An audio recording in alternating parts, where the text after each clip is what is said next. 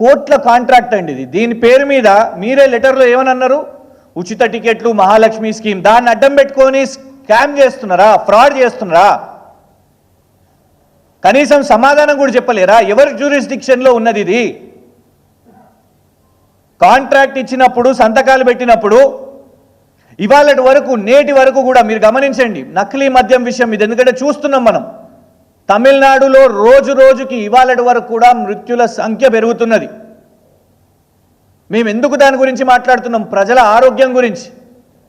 ఇవాళ వరకు ఒక రిటర్న్ స్టేట్మెంట్ వచ్చిందా? తెలంగాణ కాంగ్రెస్ ప్రభుత్వం తరఫు నుంచి రేవంత్ రెడ్డి గారైనా లేకుంటే జూపల్లి కృష్ణారావు గారైనా మేము ఈ సోమ్ డిస్టిలరీస్ అనే సంస్థకు రద్దు చేసినామని ఒక రిటర్న్ అనౌన్స్మెంట్ ఇచ్చిర్రా? ఇయ్యలేదు. లేదు కనీసం హోంశాఖ ఏలియాస్ రాష్ట్ర ముఖ్యమంత్రి లేదు ఈ 10.5 ఆంక్షలు అది కరెక్ట్ కాదు అని తన నుంచేమైనా స్టేట్మెంట్ వచ్చిందా? రాలేదు. పొన్నం ప్రభాకర్ గారు కనీసం దీని గురించి ఒక్కసారైనా పెదవి విప్పిర్రా? చేయలేదు. జూపల్లి కృష్ణారావు గారు అంటారు 100 కోట్ల పరువు నష్టం దావా వేస్తాం మీరు మీడియా వాళ్ళు ఏమైనా రాస్తే. పొన్నం ప్రభాకర్ గారు అంటారు పాడి కౌశిక్ రెడ్డి గారి మీద పరువు నష్టం దావా వేస్తాం. కోమటిరెడ్డి గారు అంటారు చెప్పుతో కొడతాం రైతు బంధు గురించి మాట్లాడితే. రేవంత్ రెడ్డి గారు అంటారు 2-3 మీడియా వాళ్ళని లోపలికి వేస్తాం. సింపుల్ అండి. ఒకటే క్వశ్చన్, పెద్దగా లాగేది ఏం లేదు. ఎవరు ఈ కాంట్రాక్టు ఆ కంపెనీకి ఇచ్చిన వ్యక్తులు? ఎవరు బాధ్యత తీసుకుంటారు? ప్రతిరోజు 30 నుంచి 50 లక్షల టికెట్లు ప్రతిరోజు. అది ఉచితంగా అయినా లేకపోతే డబ్బులు కడుతున్న పురుషులైనా ఆ ప్రతి టికెట్కి కమిషన్ ఒక కంపెనీకి వస్తున్నప్పుడు మీకు 3 రోజుల్లో ఈ కంపెనీ దొరికిందంట. దేశం మొత్తం అధికారులను పంపించి 3 రోజుల్లో మీరు ఫైనలైజ్ చేస్తారంట. 10 రోజుల నుంచి మేము అడుగుతున్నాం. 10 రోజుల ముందు ఇది మేము ఇచ్చిన సమాచారం, పెట్టిన ఆర్టీఐ. 10 రోజులు మీకు కనీసం మాకు డీటెయిల్స్ ఫర్నిష్ చేయలేరా? ఏం దాచిపెట్టాలనే ప్రయత్నం చేస్తున్నారు? ఎందుకు ఇంత గోప్యంగా ఉంటున్నారు? ఎందుకు పొన్నం ప్రభాకర్ గారు వారి స్కామ్ గురించి మాట్లాడరు? ఎందుకు జూపల్లి గారు వారి స్కామ్ గురించి మాట్లాడరు? దీనికోసం ఈ మంత్రులే తుగ్లక్ పాలన చేస్తుంటే ఇంకా మళ్ళా అదనంగా ఇంకొందరు మంత్రులను తీసుకురానికి ఏఐసిసి ఆఫీస్ చుట్టూ చక్కర్లు. ఇప్పుడు ప్రస్తుతం ఈ ఉన్న మంత్రుల మీద ఇది లీగల్గా మేము విచారణ చేపడుతున్నాం కాబట్టి ఇవన్నీ అవును కొంచెం డిలే ఎందుకు జరుగుతుంది అంటే మేము లీగల్ ప్రొసీడింగ్స్కి పోవడానికి, రేపు కోర్టుకు పోవడానికి ఇవన్నీ కూడా ఆధారాలు. ఈ కాంట్రాక్ట్లో స్కామ్ జరిగింది,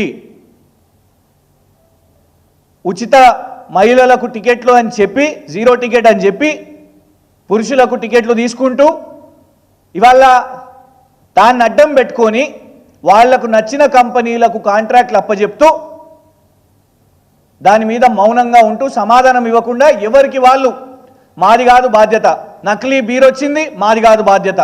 రేపు ప్రజలకేమన్నా ఇబ్బంది జరిగితే మధ్యప్రదేశ్లో ఇదే కంపెనీ చేపట్టి 25 మంది చనిపోయారు. మధ్యప్రదేశ్ ముఖ్యమంత్రి మొన్న లైసెన్స్, మధ్యప్రదేశ్ ముఖ్యమంత్రి మీరు పోయి దయచేసి మధ్యప్రదేశ్ ముఖ్యమంత్రి సోషల్ మీడియా చూడండి, అఫీషియల్ స్టేట్మెంట్ ఇచ్చిండు ముఖ్యమంత్రి తన హ్యాండిల్లో ఈ కంపెనీ లైసెన్స్ని రద్దు చేసినామని. మన ముఖ్యమంత్రి ఎందుకు మాట్లాడరు? దాని గురించి మాట్లాడితే కేసేస్తామంటారు, 100 కోట్ల పరువు నష్టం దావా వేస్తామని బెదిరిస్తారు. ప్రభుత్వానికి, ముఖ్యమంత్రి గారికి, మంత్రులకు, మీడియాకైనా లేకపోతే ప్రజలకైనా వివరణ ఇవ్వాలనే ఇంకిత బాధ్యత లేదు అని అనిపిస్తున్నది. దీంతో రిపోర్టింగ్ కూడా ఇబ్బంది అవుతుంది. ఏది నిజమో ఏది అబద్ధమో తెలుస్తలేదు. దాన్ని పుసుక్కని ఏదైనా వార్త అని ఏదైనా ఆర్టికల్ పెట్టినా కూడా వాళ్ళ మీద కేసులు, వార్తలు వస్తాయి. ఇగోండి 10:30కు ఆంక్షలంట అని దాన్ని ఎవరైనా పెట్టగానే మీ మీద కేసేస్తాం, మీరు ఫేక్ న్యూస్ చెప్తున్నారు. ఫేక్ ప్రభుత్వం నడుస్తున్నది రాష్ట్రంలో. కాంగ్రెస్ ఒక ఫేక్ ప్రభుత్వాన్ని నడిపిస్తున్నది. ఈ ఫేక్ హెడ్ గోబెల్స్ అయిన రేవంత్ రెడ్డి గారు, వారి శిష్యులైన వీళ్ళందరూ, జూపల్లి గారైనా పొన్నం ప్రభాకర్ గారైనా స్కామ్ అనగానే గప్చుప్ మాట్లాడరు. వీటికి సమాధానం చెప్పాల్సిన అవసరం ఉన్నది. ఈ డీటెయిల్స్ మాకు కావాలి. చాలా క్లియర్గా అడిగినాం. బీఆర్ఎస్ బృందం వస్తుంది, నేను కానివ్వండి, కౌశిక్ రెడ్డి గారు కానివ్వండి, మిగతా ఎమ్మెల్యేలు కానివ్వండి, మేమందరం వస్తాం. వచ్చి ఆ నోట్ ఫైల్స్ ఏ అధికారులు ఎక్కడికి పోయినరు,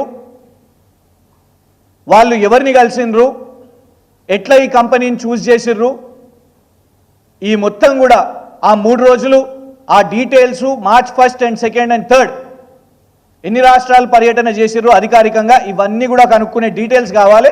ఇట్లా టైంపాస్ చేయొద్దు దయచేసి. మేము అధికారులకు కూడా రిక్వెస్ట్ చేస్తున్నాం, ఈ కరప్ట్ మంత్రులను, కాంగ్రెస్ కరప్ట్ మంత్రులను షీల్డ్ చేయడానికి ఇట్లాంటి టైంపాస్ చేయకండి, మీకు కూడా ఇబ్బందులు అవుతాయి. కోర్టుకు పోయినప్పుడు మీరు కూడా దీనికి పార్టీ అవుతారు. వాళ్ళను డిఫెండ్ చేయడానికి మంత్రికి సంబంధం లేదు, కార్పొరేషన్కి సంబంధం లేదు, మరి ఎవరిని అడగాలి? పోయి కండక్టర్లను, డ్రైవర్లను అయ్యా ఏంటిది ఇది అని అడుగుతామా? మళ్ళా ఎవరికి వాళ్ళు మా సంస్థ డిఫేమ్ చేసే ప్రయత్నం చేస్తున్నారు. ఆర్టీసీ సంస్థను ప్రభుత్వ సంస్థగా గుర్తించింది కేసీఆర్ గారి ప్రభుత్వం. ఆ ఎక్సర్సైజ్ చేసింది మేము. మాకు తెలుసు దాని ఇంపార్టెన్స్. వాళ్ళు ఉద్యమకారులు, ఉద్యమ వీరులు. కానీ వాళ్ళని అడ్డం పెట్టుకొని మీరు మహిళలను కూడా అడ్డం పెట్టుకొని ఒక కరప్షన్ చేస్తుంటే రాష్ట్ర ప్రజలు ఊరుకోరు. ఇలా కోట్ల కాంట్రాక్ట్ అయిందంటే నువ్వు ఒక కంపెనీకి ఇచ్చినావు అంటే మేము ఉచితంగా మహిళలకు టికెట్లు ఇస్తున్నాం. ప్రశ్న ఏంటిది? సమాధానం ఏంటిది? మహిళలను అడ్డం పెట్టుకొని అక్కడ మగవాళ్ళు పాపం వాళ్ళు టికెట్లు, వాళ్ళు డబ్బులు కడుతుంటే వాళ్ళకి సీట్లు దొరకకపోతుంటే, ఇంత నడుస్తుంటే మీరు సైలెంట్గా గోప్యంగా కోట్ల కాంట్రాక్ట్లు మింగేస్తున్నారు. ప్రశ్న అడిగితే సమాధానం చెప్పరు. ఈ మొత్తం ఈ టెండర్ ప్రాసెస్, ఈ కాంట్రాక్ట్ ప్రాసెస్, ఇదన్నిటి మీద కూడా ఆనరబుల్ కోర్టుకు మేము వెళ్ళబోతున్నాం. ఈ స్కామ్ వీళ్ళది అయిపోలేదు. ఎందుకంటే ఇట్లా వదిలేస్తే పందికొక్కుల్లాగా మీద పడుతున్నారు. ఇప్పటి వరకు రిపోర్ట్ చేసిన మీడియాకు అందరు కూడా మేము కృతజ్ఞతలు చెప్తున్నాం. ఏంటంటే ఈ డాక్యుమెంట్స్ సేకరించడానికి కాంగ్రెస్ ప్రభుత్వం వాళ్ళు చెప్పుకున్నది ప్రజాపాలన, కానీ ఎక్కడ ట్రాన్స్పరెంట్గా లేరు. దానికి ఉదాహరణే ఈ ఆర్టీఐ రిప్లై.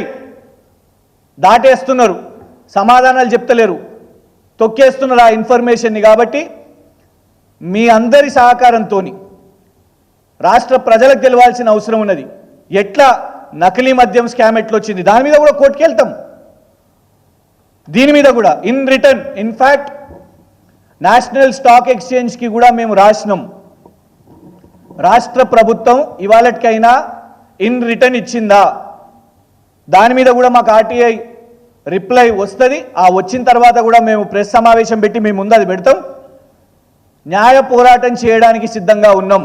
జూపల్లి కృష్ణారావు గారైనా, పొన్నం గారైనా, రేవంత్ గారైనా మేము తప్పించుకున్నాంలే, అయిపోయింది, ఇది ఒక్కరోజు ఏదో మీడియా కోసం చేస్తున్నారు అని కాదు. మీరు ఈ దొంగ బీర్లను, ఈ కాంట్రాక్ట్ కంపెనీలను, ఇవన్నీ ఏదైతే గోప్యంగా ఈ కరప్షన్ చేస్తున్నారో వీటి మీద బీఆర్ఎస్ పోరాటం చాలు అయింది.